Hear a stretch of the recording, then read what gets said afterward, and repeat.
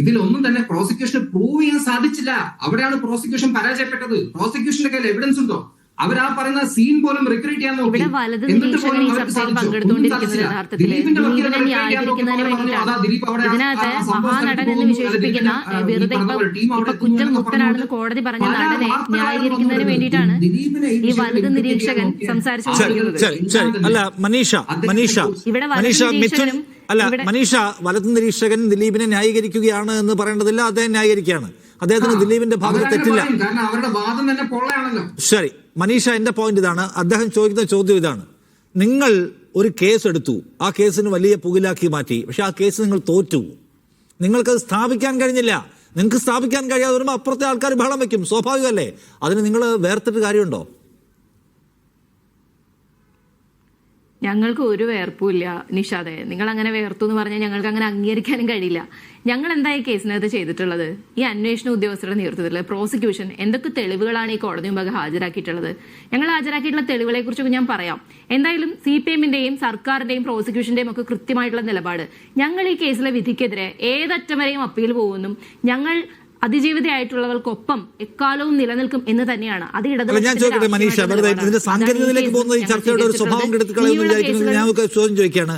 ഈ ഗൂഢാലോചന തെളിയിക്കണമെങ്കിൽ പ്രധാനപ്പെട്ട ഒരു സംഗതിയാണ് ദിലീപിന് എന്താണ് ഈ പൾസർ സുനിയൊക്കെ കൂടി കാണിച്ചു കൂട്ടിയ ഈ പരിപാടിയിൽ ദിലീപിന് താല്പര്യം ഉണ്ടെങ്കിൽ ദിലീപിന്റെ മോട്ടീവ് എന്താണെന്ന് തെളിയിക്കണമല്ലോ. ദിലീപിന്റെ മോട്ടീവ് തെളിയിക്കാൻ കോടതിയിൽ പ്രൊഡ്യൂസ് ചെയ്തത് എന്തൊക്കെയാണ്? നിഷാദ്, നിങ്ങൾ ഈ കേസിലെ കുറ്റപത്രം വായിച്ചിട്ടുണ്ടോ എന്ന് ഞാൻ സംശയിക്കുന്നു. ഈ കുറ്റപത്രത്തിനകത്ത് വളരെ കൃത്യമായി പറയുന്നു പ്രോസിക്യൂഷൻ സമർപ്പിച്ചിട്ടുള്ള രേഖകൾ എന്തൊക്കെയാണെന്ന്. ഞാൻ അതിലേക്ക് വരാം.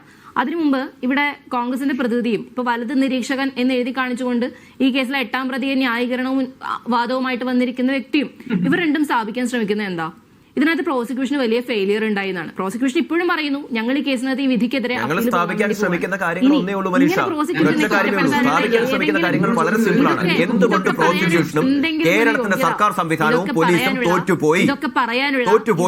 എന്തുകൊണ്ട് പ്രോസിക്യൂഷന് ഈ തെളിവുകൾ നശിപ്പിക്കപ്പെട്ടപ്പോൾ കോൺഗ്രസിന്റെ പ്രതിനിധിയും വലത് നിരീക്ഷകൻ അല്ലെ എന്തുകൊണ്ട് തെളിവുകൾ നശിപ്പിക്കപ്പെട്ടപ്പോൾ നിങ്ങൾക്കത് തെളിയിക്കുവാൻ സാധിച്ചില്ല? ഗൂഢാലോചന നിങ്ങൾക്ക് തെളിയിക്കുവാൻ സാധിച്ചില്ല.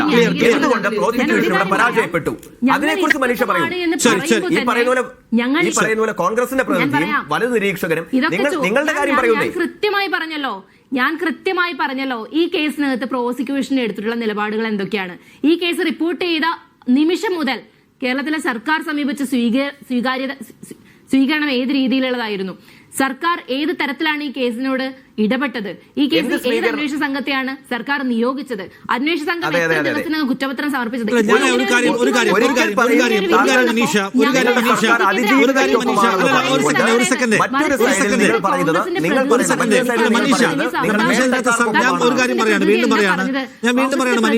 സർക്കാർ തുടക്കത്തിൽ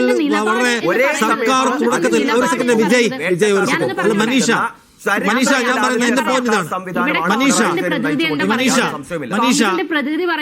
മനീഷ ഇതിനകത്ത് നിങ്ങൾ തുടക്കത്തിൽ ഇതിന്റെ അന്വേഷണ ഘട്ടത്തിൽ അല്ല മനീഷ വീണ്ടും പ്രതിനിധി എന്താ പറഞ്ഞത്? ഒറ്റക്കാര്യം പറയാനേ ഞാൻ ആഗ്രഹിക്കുന്നുള്ളൂ. കോൺഗ്രസിന്റെ പ്രതിനിധി എന്താ പറഞ്ഞത്? ഞാൻ പറയുന്നത് ഈ കാര്യം കൂടി നിങ്ങൾ കേട്ടോളൂ. കോൺഗ്രസിന്റെ പ്രതിനിധി ചോദിക്കുകയാണ്, ഈ വിധിക്കെതിരെ അപ്പീൽ പോകും എന്ന് പ്രഖ്യാപിച്ച ഒരു ഭരണകൂടത്തോട്, ഒരു പ്രോസിക്യൂഷനോട് കോൺഗ്രസിന്റെ പ്രതിനിധി പറയാണ് നിങ്ങൾ എന്താണ് ഇരയ്ക്ക് വേണ്ടി ചെയ്യുന്നത് എന്ന്. അത് പറയുന്ന കോൺഗ്രസിന്റെ ഒരു ഗതികേട് നിങ്ങൾ ആലോചിച്ച് നോക്കൂ. കോൺഗ്രസിന്റെ പ്രതിനിധി പറയണ ഞങ്ങൾ ഇരയ്ക്കൊപ്പമാണെന്ന്. ഇത് എങ്ങനെയാ അവർക്ക് പറയാൻ കഴിയുക? ഞങ്ങൾ ഇരയ്ക്കൊപ്പമാണെന്ന് പറഞ്ഞിട്ട് വേട്ടക്കാരനോടൊപ്പം ഹൈസ്പീഡിൽ ഓടിക്കൊണ്ടിരിക്കുക. ഇപ്പോ കോൺഗ്രസിന്റെ UDF-ന്റെ കൺവീനർ നമ്മുടെയൊക്കെ മുമ്പിൽ വന്നുകൊണ്ട് പറയുന്നത് എന്താ? ഇങ്ങനെ അപ്പീൽ പോകാൻ വേറെ വല്ല പണിയുണ്ടോ എന്നാണ് പ്രോസിക്യൂഷനോട് UDF-ന്റെ കൺവീനർ ചോദിച്ചിട്ടുള്ളത്. ആ UDF ഫണ്ടിന് പ്രതിനിധീകരിക്കുന്ന ഒരു പ്രതിനിധി ഇവിടെ വന്നിട്ട് പ്രോസിക്യൂഷനോട് ചോദിക്കുകയാണ് നിങ്ങൾ എന്താ ഈ കേസ് ചെയ്യാൻ പോകുന്നത്? നിങ്ങൾ എന്താണ് ഇതുവരെ ഈ കേസിനകത്ത് ചെയ്തത്? ഞങ്ങളുടെ ഒരു മനുഷ്യനില്ലായിരുന്നുവെങ്കിൽ അന്ന് തന്നെ ഈ കേസ് തേഞ്ഞു മാഞ്ഞു പോകുമെന്നുള്ളതിൽ യാതൊരു സംശയവുമില്ല.